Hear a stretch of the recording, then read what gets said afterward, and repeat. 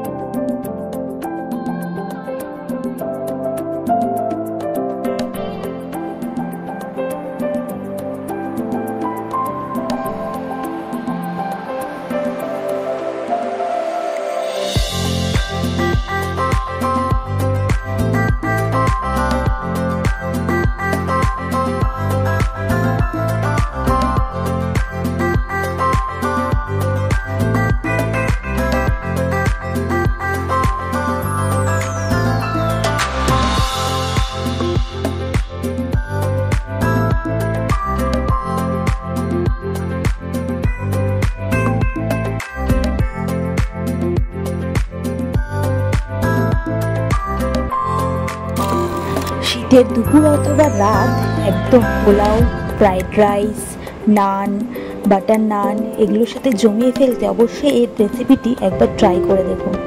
আমার তো এই রেসিপিটি জাস্ট সেরা লেগেছে, অ্যান্ড টেস্টটা জাস্ট ওয়াও।